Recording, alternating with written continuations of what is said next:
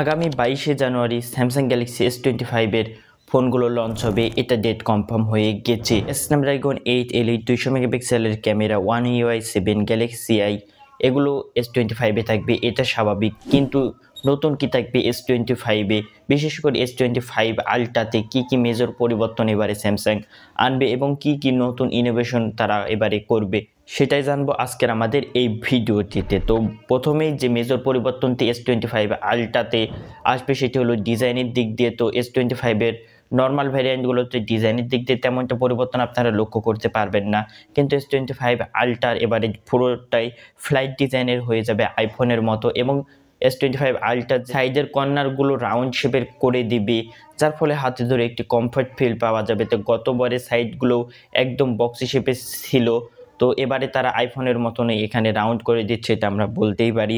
তো এবারে হাতে ধরে একটি ভালো ফিল আসবে, এবং S25 আলট্রাতে এবারে একটি নতুন কালার তারা অ্যাড করতে যাচ্ছে, সেটা হলো টাইটেনিয়াম হোয়াইট সিলভার। IP68 এবং 69 এর রেটিং থাকবে এবারে S25 আলট্রাতে ফ্ল্যাগশিপের মতনই, যেটা ভালো বিষয়। ডিসপ্লেতেও কিছু মেজর পরিবর্তন S25 আলট্রাতে দেখতে পারবেন, বিশেষ করে সাইজের দিক দিয়ে 6.9 ইঞ্চি তারা করবে আইফোনের মতো।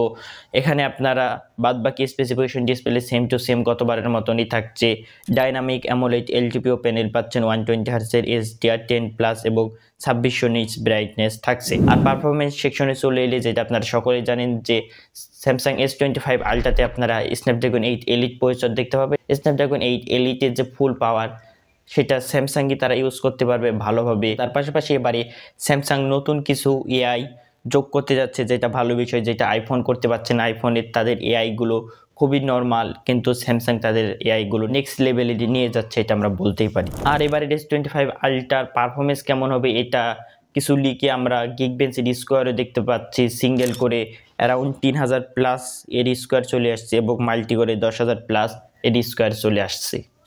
গেম বুস্টার নামক একটি নতুন অপশান অ্যাড হতে পারে, এখানে আপনারা max apps, screen resolution, frame booster ইত্যাদি ধরনের দেখতে পাবেন। আর অ্যান্ড্রয়েড 15 থাকছে এবং One UI 7 থাকছে, যেটা আপনারা সকলেই জানেন। 7 বছরের অ্যান্ড্রয়েড আপডেট, 7 বছরের সিকিউরিটি আপডেট পাবেন S25 আলট্রাতে, যেটা আপনারা সকলেই জানেন। এবং নতুন একটি বার তারা S25 আলট্রাতে অ্যাড করতে যাচ্ছে, সেটা হলো নাও বার। তো এটা আমরা আইফোনের ডাইনামিক আইল্যান্ডের কপি বলতে পারি। তো স্যামসাংয়ে নাও বারটি তারা নিচের দিকে অ্যাড করেছে, এবং সকল ফিচার্স কাস্টমাইজেশন এগুলো আপনার আইফোনের মতনই করতে পারবেন। ক্যামেরার দিক দিয়েও মেজর পরিবর্তন এবার S25 আলট্রাতে আসতে যাচ্ছে। 200 মেগাপিক্সেল মেন ক্যামেরা থাকছে গতবারের মতনই, কিন্তু যেটা ভালো লাগার বিষয় হতে পারে যে মেন ক্যামেরা বাদে সকল ক্যামেরাগুলো এবার তারা 50 মেগাপিক্সেল করে দিতে যাচ্ছে। 50 মেগাপিক্সেল আলট্রা ওয়াইড, 50 মেগাপিক্সেলের টেলিফটো, এবং টেলিফটো এবারে 10x পর্যন্ত জুম তারা দিতে পারে, এটা লিক এবং রুমারে শোনা যাচ্ছে। কিন্তু যেখানে আপনারা S25 আলট্রাতে মেজর পরিবর্তন দেখতে পাবেন না, সেটা হলো ব্যাটারিতে। তো 5000 mAh এর থেকে কিছুটা এবারে ব্যাটারি তারা বাড়াতে পারে, কিন্তু আমরা বর্তমানে ফ্ল্যাগশিপ ফোনগুলোতে যেটা দেখতে পাচ্ছি 6000 6500 mAh এর ব্যাটারি তারা দিতে পারছে সিলিকন কার্বন টেকনোলজি ব্যবহার করে। কিন্তু S25 আপনারা সিলিকন কার্বনেরই ব্যাটারি পাবেন, কিন্তু তারা এত বড় ব্যাটারি ব্যবহার করবে 5000 mAh এর থেকে কিছুটা তারা বেশি বাড়াতে পারে। তো এখানে যদি 6000 বা 6500 mAh এর ব্যাটারি দিত তাহলে আরও ভালো হয়ে যেত।